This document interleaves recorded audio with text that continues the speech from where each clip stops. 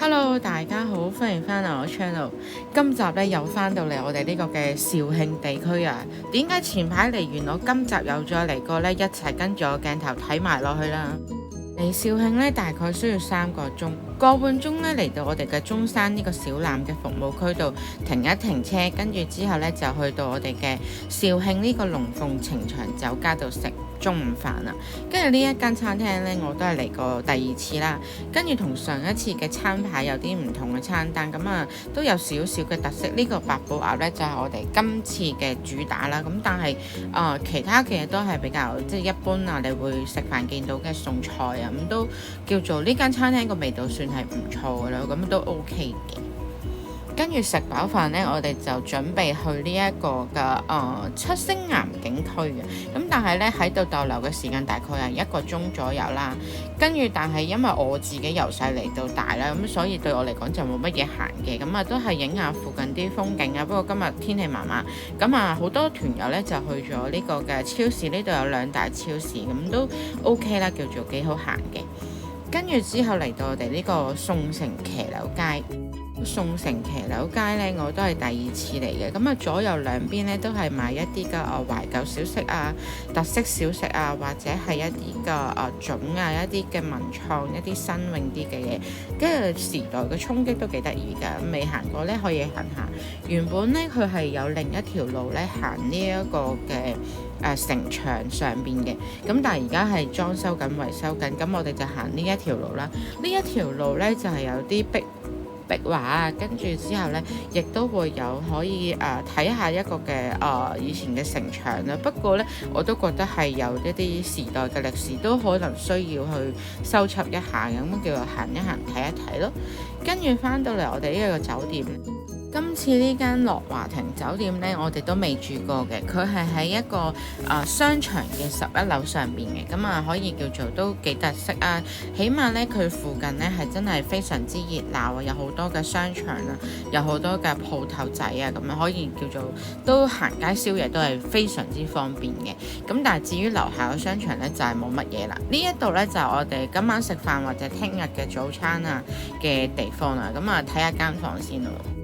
入嚟呢，空間雖然感覺上就唔係好大啊，不過呢，佢嘅服務係非常之好啊。酒店方面呢，已經提早幫我哋預先開咗呢個冷氣啦。對於肥妹嚟講呢，真係簡直係呢個服務係非常之正啊。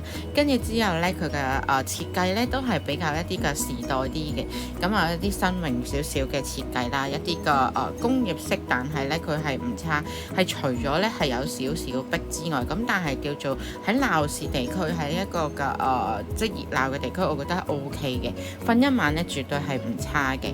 咁其他嘅嘢呢都係幾 OK 啦，即係應有盡有啦咁樣嘅。床呢都係比較大張啦，都算係好舒服噶啦，對我哋嚟講。咁整體上就冇乜投訴啦，而且呢，佢都係真係個服務係唔錯嘅。咁佢嘅員工呢都係非常之有禮貌啊，好有熱誠啊。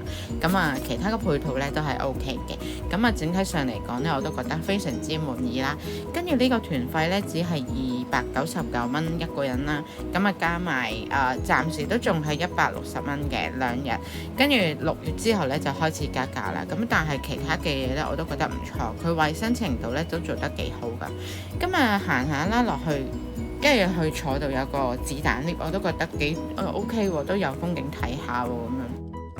由於咧樓下咧直接隔 lift 落到咧就可以去到商場嘅每一層啦，咁我哋諗住咧今晚咧食完飯先至再落嚟睇一睇咁樣。而家咧就出去出邊啦，因為出邊咧實在太多嘢睇啦，咁好多個商場啊，有好多賣衫嘅嘢啊，有好多零食啊，咁我自己咧就需要去買零食，咁我就去咗對面過去零食鋪啦。翻到嚟我哋今晚呢個晚飯啊，都係食呢個雞嘅，咁係食河鮮家鄉風味宴啊，咁啲餸菜咧都係一啲農家菜咁樣嘅嘢，咁我都覺得係味道係唔差嘅。咁我哋今次咧12人一台咧，因為成團得24個人，所以2圍咧就係各自都係12個啦。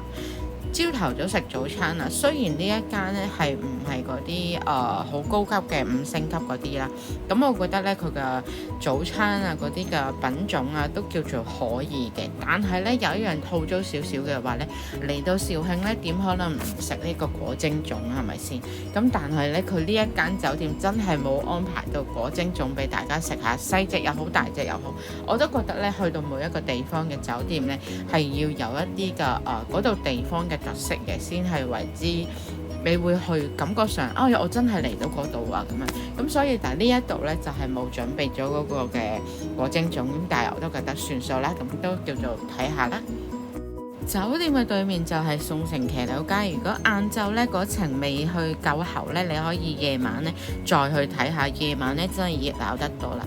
咁朝頭早啦，我哋出發啦。今集呢，呢一個重點嚟啦，我哋拎住隻金豬就去呢一個嘅德興粵城龍母祖廟度拜拜神啦。咁呢一個團我係第一次嚟，以往呢，其實我就好少話專係參加一啲嘅拜神團嘅。咁但係呢，啱啱過咗5日啦，因為呢度呢已經係非常之冇人，係非常之最佳時機嚟呢個參拜啊！咁跟住之後帶大家睇下啦。如果有一啲人咧中意同我一樣咧，係比較少去咁正式去拜神嘅話咧，都可以略略去睇下。呢個團咧主力咧都係嚟呢一個嘅拜神啊！今次咧就帶住大家一班嘅團友一齊嚟啦。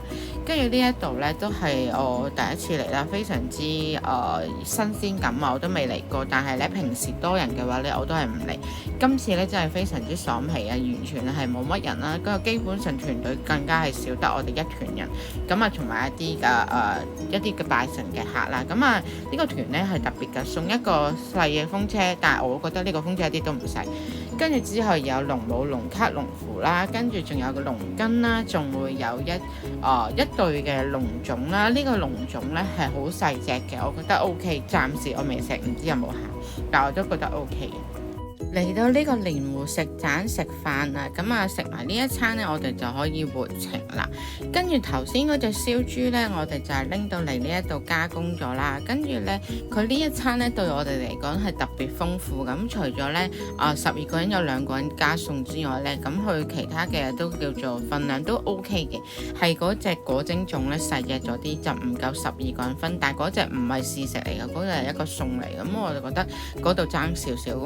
但係咧頭先嗰隻乳豬咧，佢加工咗之後咧，就幫我哋切埋啦，咁樣，但係大家咧就可以食多幾嚿。本身咧佢係一隻豬咧分4圍台嘅，咁但係我哋今次呢一團咧淨係得2圍台，咁所以咧一人可以食多幾嚿，係非常之正啊！299呢個價錢有乳豬食咧，就唔好咁多聲氣啦，即係唔好咁多要求啦，咁都覺得係非常之抵玩嘅。如果中意去拜神嘅話咧，我都覺得可以係趁呢啲冇咁多人嘅日子咧嚟去參拜一下。雖然我每年就唔會嚟嘅，但係我都覺得係一個唔錯嘅行程咯。